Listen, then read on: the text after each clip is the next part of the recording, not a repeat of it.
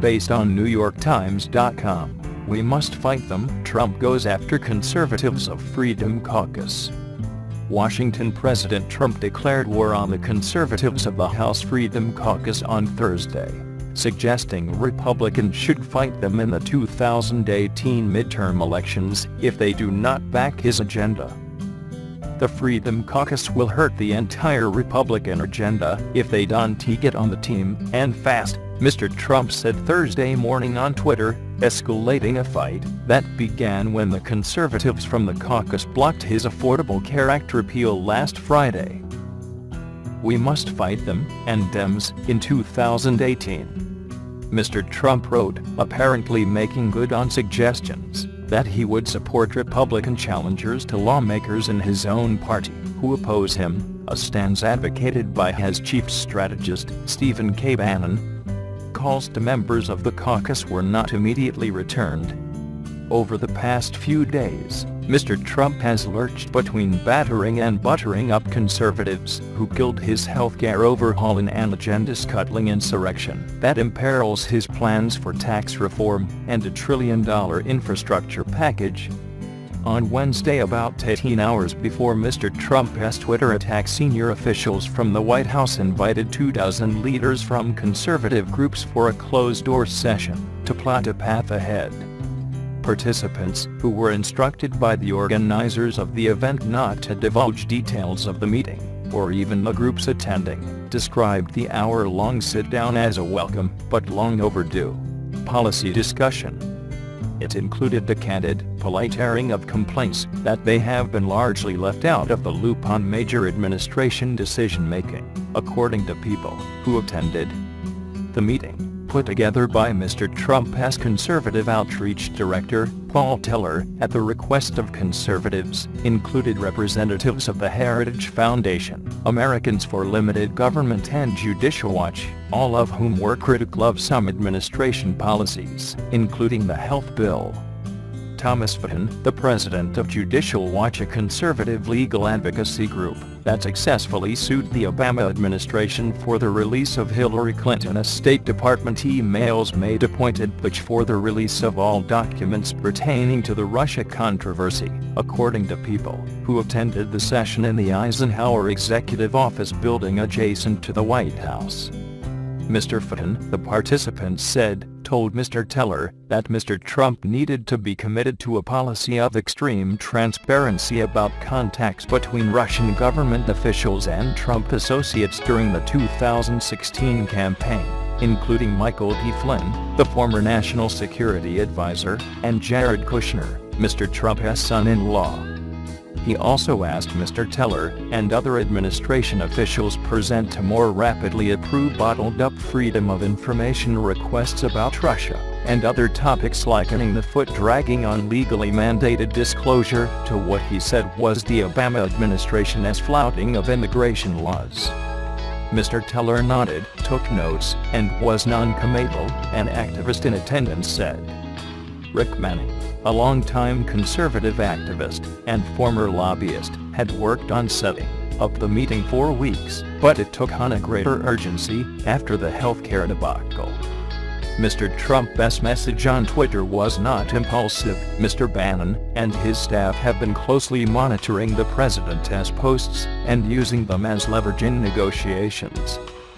Dan Scavino, an aide who controls Mr. Trump's official White House Twitter account, recently moved into Mr. Bannon's West Wing office, where he closely monitors social activity by and about the president, according to two officials. One administration official, speaking, as were others, on the condition of anonymity because he was not authorized to discuss the meetings, said it was a long overdue attempt to keep conservatives from criticizing Mr. Trump publicly. Based on NBCNews.com, Trump spurns bipartisanship, vows to fight fellow Republicans in 2018. President Donald Trump vowed to fight against Democrats and members of his own party in the upcoming 2018 midterm elections.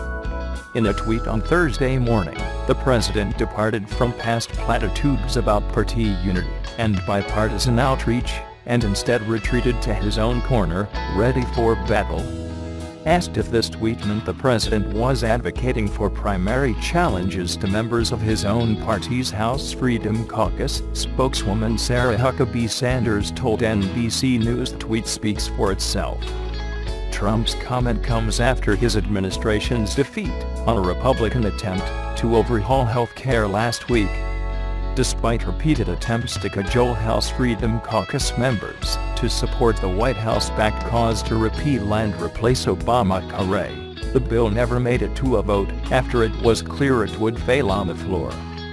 White House Press Secretary Sean Spicer told NBC, after the defeat, that the takeaway from the experience was knowing who the White House could trust and work with, and who they couldn't. Some people you can't take at their word, he said at the time. Not only is it unusual for a president to take on his own party, but it runs counter to a new narrative from the White House that it's seeking bipartisan support on future legislative efforts. Trump shared a rare evening of bipartisanship with senators and their wives Tuesday evening at the White House, with Spicer telling reporters the president looked forward to the opportunity to speak with some of the senators about the places where they can come together and make this country better. Spicer specifically mentioned outreach to Democrats on confirming Supreme Court nominee Neil Gorsuch. But Spicer also invited Democrats to join the administration as they plan tax reform and infrastructure overhauls. "We'd love to have as much support as possible," he said Tuesday, briefing the press. During the campaign season, Trump bucked establishment Republicans and embraced a roiling style of campaigning that conflicted with Republicans like House Speaker Paul Ryan. That style matches more closely with House Freedom Caucus members, who now find themselves at odds with the sitting Republican president. Less than 1 week ago, in the wake of defeat on healthcare, Trump called Freedom Caucus members friends of mine, while expressing disappointment and surprise that the bill couldn't pass. While some members, like Representative Mark Meadows, declined to comment on the president's Thursday social media missive, others took to Twitter, responding a la Trump with flourishes, like sad.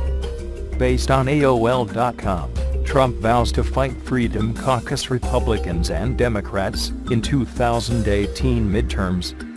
President Trump has declared political battle in the 2018 midterm elections against Democrats and registered members of the Republican Party within the Freedom Caucus.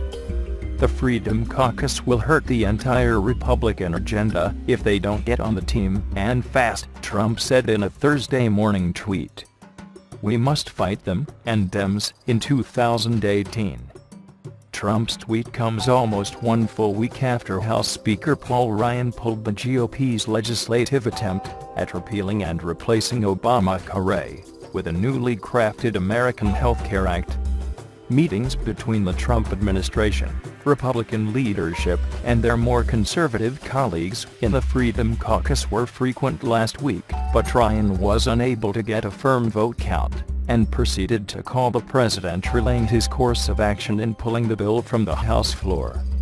According to a Politico report released this week, a secret Freedom Caucus pact brought down the Trump care legislation as conservative Republican members, including Senator Rand Paul, who called the AHCA Obamacare light, agreed that no member would commit his vote before consulting with the entire group, not even if President Trump himself called to ask for an on-the-spot commitment.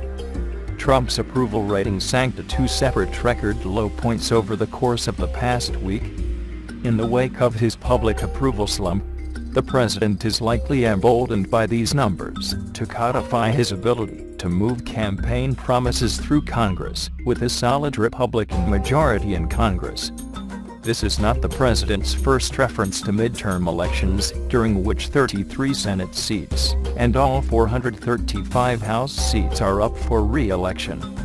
As he held last-minute meetings on Capitol Hill with hesitant Freedom Caucus members, he emphasized the opportunity to do something fantastic, adding a job threat to his rhetoric. "I'm asking for your vote on Thursday," Trump said last week during a meeting with lawmakers. "I honestly think many of you will lose your seats in 2018. if you don't get this done. Republicans currently hold the majority in both the House and Senate. According to Ballotpedia, Democrats are likely to have 23 Senate seats up for election along with 2 independents who caucus with Democrats.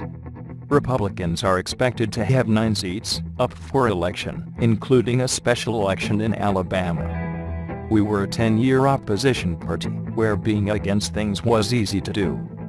You just had to be against it, Ryan said last Friday on the Republican Party's growing pains. Now, in 3 months' time, we try to go to a governing party where we actually have to get 216 people to agree with each other on how we do things, and we just quite weren't there today. As the president eyes an expansive budget proposal, tax reform, and a series of other campaign promises he has yet to deliver on, he appears prepared to rally support for those in Congress who are willing to back his administration's agenda.